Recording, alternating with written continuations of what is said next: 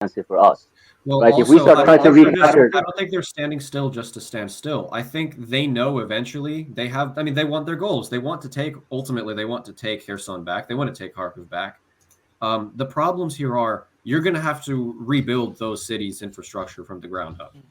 And I think the reason we're seeing such pause is also significantly because the Russians are kind of building up their ability for humanitarian reconstruction in the long term, because they know if they go in right now, they flatten everybody and they push the Ukrainians out. There's not going to be any I don't know. well, in Losing lives. Kherson at least, that would kind of already have been a fait accompli because they've taken out they have evacuated, so these civilians are going to be accommodated for one way or the other. Yeah. So as for the humanitarian factor in Kherson, I don't think it's at least not there at least. But I No, I'm get what talking you're about like saying. the physical locations. Like you need to build new Right, right. transformers and stuff.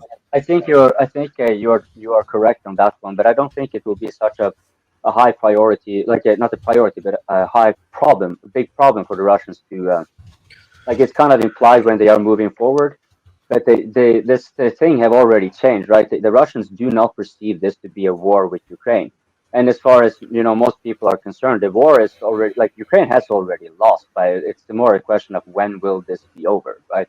Yeah. And so but the Russians see like, okay, fine, they can perhaps they can end the war quickly one way or the other, so forth now, but they will still not have conclusively dealt with the EU, NATO, and the US. But the US, they know probably will never ever gonna actually because they're so like they don't give in. Period. They are so powerful. They will never have to give in that way.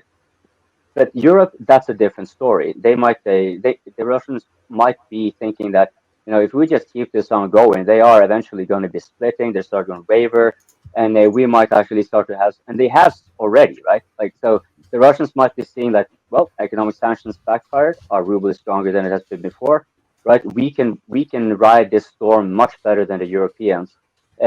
So why should we commit extra resources to finish the Ukrainians? We can actually use the Ukrainians as a battering ram against the EU, right? Yeah. Because it's sort of like remember he's a judo guy. It's sort of like you bring the forces back on your opponent, and well, okay, fine. They Russians or at least they seemingly didn't want this to happen, right? But now they are in this, and they are clearly they're clearly in a position that where they in the long run they can just they can just keep the status quo, and it will actually cause more tension and tear up the NATO alliance. Um, this is what I All find to right. be like this. Yeah. Right. Yeah, I'm going to give. Oh, I want to mention something. So I heard from a source that the accumulative property damage in Ukraine is reaching somewhere around $1 trillion or something. So yeah, I just wanted to mention that the property damage, like the real estate. BlackRock's coming to save the day. Yeah, like where's the investment capital going to come from? Europe?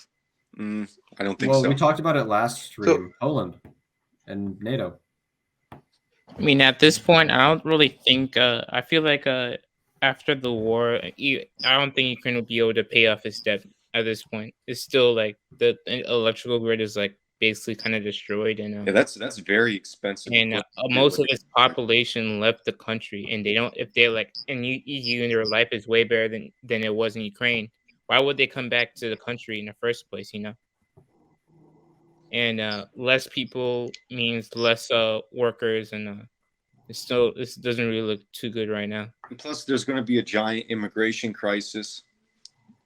I feel like from Ukraine, because Ukraine's a very large country. Like they have a population that's insane. So what if Russia was to encourage Russians to immigrate into Ukraine to backfill that population gap?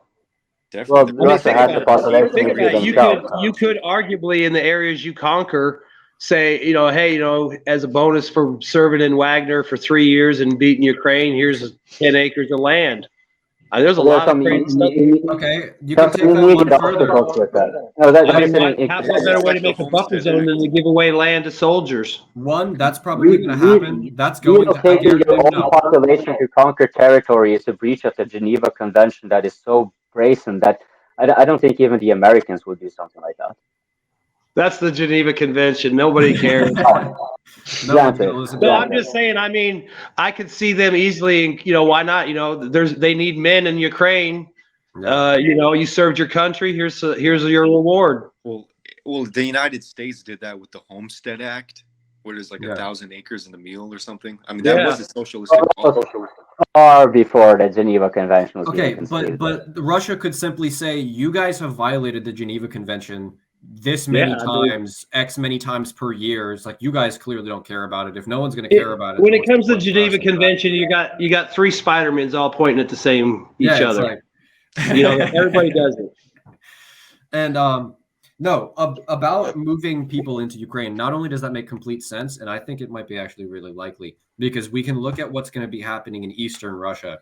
The EU might actually support it. As hot of a take as this is, Russia will, in the next 20 years, not be in control of that part of Asia. I guarantee it. China, as good as the relationship is, China will take a bite out of Russia's ass in a heartbeat for that part of Siberia, because they need land for their people.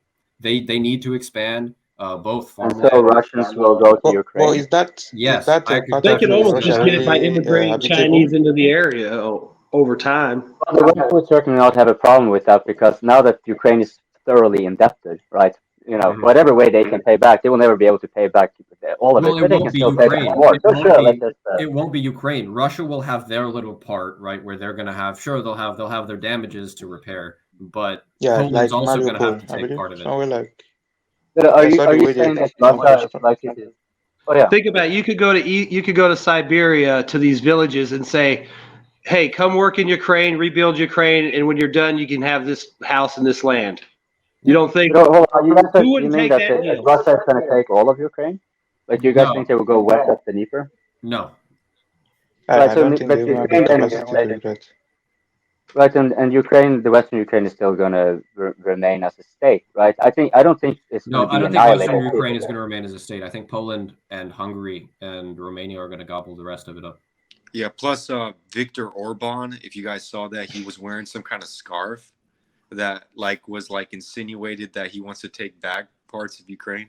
Yeah. It was kind of But controversial. didn't Belarus make it like a public announcement, like there? No, if you guys move into Western Ukraine, then we will move in there too. Like so, basically, I think that's purely a military action. I think if they move military forces in an act against the Russians, that then Belarus would. But then again, Russia has like a stranglehold on Belarus. If Russia doesn't want Belarus to do something, they're not going to do it. Just wait, think when they have the first city called Sorokadville for the soldiers.